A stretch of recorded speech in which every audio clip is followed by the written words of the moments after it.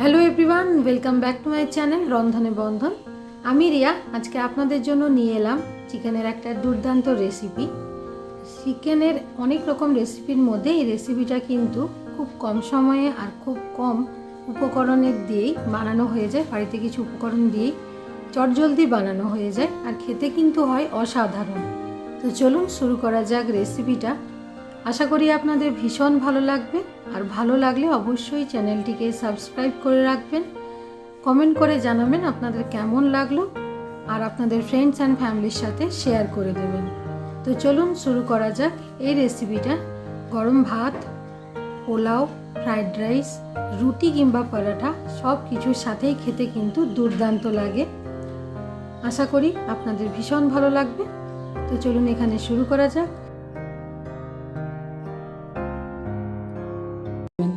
এখানে আমি 500 gram chicken নিয়ে নিয়েছি উইথ বোন। এবার টক দই নিয়ে নিয়েছি একটু বেশি পরিমাণে, 200 গ্রাম দই রয়েছে এখানে, টক দই। এটাকে খুব ভালো করে ফেটিয়ে নিয়ে আমি এই চিকেনের মধ্যে দিয়ে দিচ্ছি।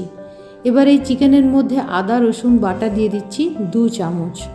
2 চামচ আদা বাটা দিলাম আর দিয়ে দিচ্ছি 2 চামচ রসুন বাটা। এই ম্যারিনেশনটা খুব জরুরি এই রেসিপিতে। তো এখানে দিয়ে দিচ্ছি কাশ্মীরি লঙ্কা গুঁড়ো, এটা 1 চামচ ভর্তি, হাফ টিস্পুন হলুদ গুঁড়ো, আর দিয়ে দিচ্ছি এটা একটা ভাজা মশলা 1 চামচ। এখানে ওই ধনে জিরে শুকনো লঙ্কা রোস্ট করে গ্রাইন্ডারে গুঁড়ো করা আছে, আর দিয়ে দিলাম 1 চামচ গোলমরিচ। এবার খুব ভালো করে চিকেনটাকে মাখিয়ে নিতে হবে। আমি এখানে হাত দিয়েই মাখাচ্ছি।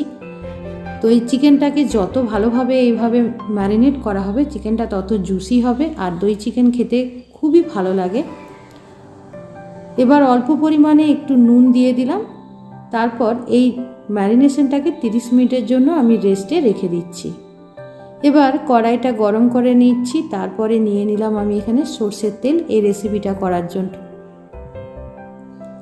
তেলের মধ্যে দিয়ে দিলাম ফোড়নের জন্য গোটা জিরে 1 চামচ, 3টে শুকনো লঙ্কা আর গোটা গরম মশলার ফোড়ন, এলাচ লবঙ্গ আর দারচিনি, আর দিয়ে দিলাম কয়েকটা গোলমরিচ কালো, 2টো তেজপাতা দিয়ে খুব ভালো করে ফোড়নটাকে মোটামুটি 15 সেকেন্ডের মতন একটু নাড়াচাড়া করে নিয়ে এর মধ্যে 2টো বড় সাইজের একদম রাফলি চপ করা পেঁয়াজ আমি দিয়ে দিচ্ছি। এই পেঁয়াজটাকে ততক্ষণ ভাজতে হবে যতক্ষণ না পেঁয়াজটা একদম পুরো গোল্ডেন ব্রাউন হয়ে যায়, অর্থাৎ সোনালি রং হওয়া অবধি অপেক্ষা করতে হবে। দেখুন পেঁয়াজটা পুরোপুরি একেবারে গোল্ডেন হয়ে গেছে।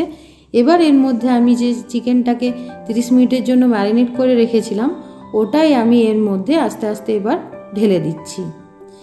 এই সময়ে কিন্তু এই চিকেনটাতে একটুও জল দেবেন না, পুরোপুরি এই যে দইয়ের মধ্যে যে জলটা থাকে সেটাই কিন্তু কষতে কষতে জল বেরিয়ে যাবে, আর তার মধ্যেই কিন্তু সেদ্ধ হতে থাকবে। কয়েকবার ঢাকা দিয়ে নাড়াচাড়া করে নেবেন। মোটামুটি 15 থেকে 20 মিনিটের মতন ধিমি আঁচে এটা বানালে খেতে খুব সুস্বাদু লাগে। তো এই সময় একটু ঢাকা দিয়ে আমি রাখছি মোটামুটি 15 থেকে 20 মিনিট। এবার ঢাকনা সরিয়েই দেখুন কতটা তেল ছেড়ে দিয়েছে। এই সময় কিন্তু আমি একটুও জল ইউজ করিনি। তো এবার এর মধ্যে দিয়ে দিচ্ছি আমি অল্প পরিমাণে চিনি, এটা পরিমাণ মতো দিলাম অল্প, যাতে একটু ব্যালেন্স হয় টক মিষ্টি ভাবটা। এবার এর মধ্যে দিয়ে দিচ্ছি আমি ধনেপাতা কুচি, 1 মুঠো ধনেপাতা দিয়ে দিলাম। আর যেহেতু এর মধ্যে আমি টমেটো ইউজ করিনি তার জন্য টমেটো কেচাপ আমি এখানে 1 টেবিল স্পুন দিলাম, আর অবশ্যই একটুখানি কসৌরি মেথি শেষকালে দিয়ে দিলাম। এবার এই মাংসটাতে অল্প পরিমাণে একটুখানি গরম জল দিয়ে আমি এটাকে আরও কিছুক্ষণ একটু ফোটাতে থাকবো, যাতে আরও একটুখানি জুসি হয়ে যায়। বেশি ঝোল ঝোল এটা হবে না, একটু গা মাখা ভাব হবে। একদম শেষে কিছুক্ষণ ঢাকনা চাপা দিয়ে স্ট্যান্ডিং টাইমে রেখে কয়েকটা কাঁচা লঙ্কা ছড়িয়ে অবশ্যই পরিবেশন করুন গরম ভাত বা রুটি পরোটার সাথে। দুর্দান্ত লাগবে খেতে। অবশ্যই এই রেসিপিটাকে যদি ভালো লাগে একটা লাইক করে রাখবেন, সাবস্ক্রাইব করে রাখবেন রন্ধনে বন্ধন চ্যানেলটিকে। আবার আপনাদের সাথে দেখা হবে পরবর্তী কোনো একটা ভিডিওতে। ধন্যবাদ।